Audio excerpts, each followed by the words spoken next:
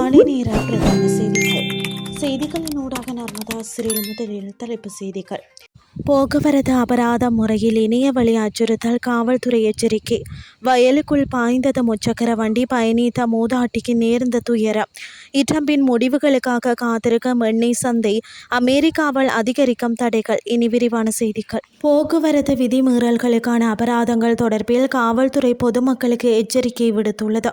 அபராதங்களை செலுத்துவதற்கான வசதியை காவல்துறை வழங்குவதாக சமூக ஊடகங்களில் பரவி வரும் போலி செய்திகளால் பொதுமக்கள் ஏமாந்துவிட வேண்டாம் என இலங்கை காவல்துறை வலியுறுத்தியுள்ளது.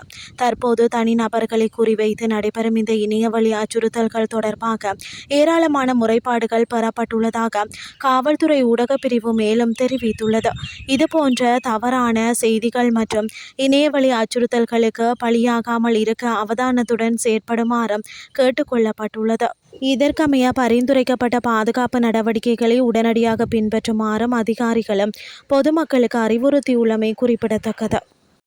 திருகோணமலை தம்பலகாமம் காவல்துறை பிரிவுக்கு உட்பட்ட 96ஆம் கட்டை பகுதியில் முச்சக்கர வண்டி வயலுக்குள் குடை சாய்ந்ததில் அதில் பயணித்த வயோதிப பெண் உயிரிழந்துள்ளார். குறித்த சம்பவம் நேற்று இடம்பெற்றுள்ளது. இதில் 67 வயதுடைய 99ஆம் கட்டையை சேர்ந்த வயோதிப பெண்ணே இவ்வாறு உயிரிழந்துள்ளார். 99ஆம் கட்டையில் இருந்து 10ஆம் கொலனிக்கு உறவினர் வீட்டுக்கு சென்றுள்ளனர். இதில் 2 சிறுவர்கள் உட்பட 3 பயணித்துள்ளனர். முச்சக்கர வண்டி சாரதிக்கு ஏற்பட்ட தூக்க கலக்கமே விபத்துக்கு காரணம் என ஆரம்ப கட்ட விசாரணை மூலம் தெரிய வருகிறது. இதன்போது சாரதி உட்பட 2 பலத்த காயங்களுக்கு உள்ளாகியுள்ளனர். சம்பவம் தொடர்பான மேலதிக விசாரணைகளை தம்பலகாமம் காவல்துறையினர் முன்னெடுத்துள்ளனர். இனி வெளிநாட்டு செய்திகள். அமெரிக்க கடற்படையின் முற்றுகையால் கிட்டத்தட்ட 60 மில்லியன் பீப்பா ஈரானிய கச்சா எண்ணெய் சிக்கியுள்ளதாக தெரிவிக்கப்படுகிறது. இந்த நிலையில் டேங்கர் டிராக்கர் ஸ்காம் வெளியிட்ட கணக்கீட்டின்படி இதன் மூலம் கிடைக்கும் சுமார் $6 பில்லியன் மதிப்பிலான எண்ணெய் வருவாய் தற்போது ஈரானை சென்றடையவில்லை என்றும் கூறியுள்ளது. போரை முடிவுக்கு கொண்டு வருவதற்காக புதிய போர் நிறுத்தம் குறித்த முடிவு நெருங்கிவிட்டதாக கூறப்பட்ட நிலையில் அமெரிக்கா கருவூலமும் வெளியுறவுத்துறையும் ஈரான் மீது பொருளாதார தடைகள் மூலம் அதிகபட்ச அழுத்தத்தை கொடுக்கும் தங்கள் முயற்சிகளை தொடர்வதாக குற்றம் சுமத்தப்பட்டுள்ளன. ஈரானை பேச்சுவார்த்தைக்கு கொண்டு வந்து சாதகமான நிபந்தனைகளை பெறும் முயற்சியில் அமெரிக்கா பொருளாதார தடைகள் மற்றும் முற்றுகையின் மூலம் நிதி அழுத்தத்தை அதிகரித்து வருகிறது.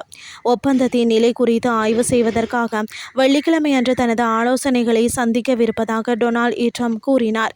இந்த நிலையில் நிபந்தனைகள் இன்னும் எட்டப்படவில்லை என்று ஈரான் கூறிய போதிலும் அவர் ஒரு இறுதி முடிவை எடுப்பார் என அவர்கள் தெரிவித்தனர்.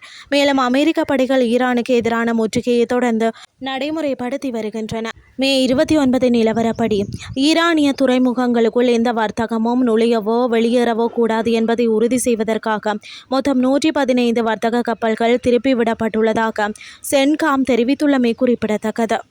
இத்துடன் செய்திகள் யாவும் நிறைவடைகின்றது. அடுத்த இரவு 8:30 எதிர்பாருங்கள். நன்றி.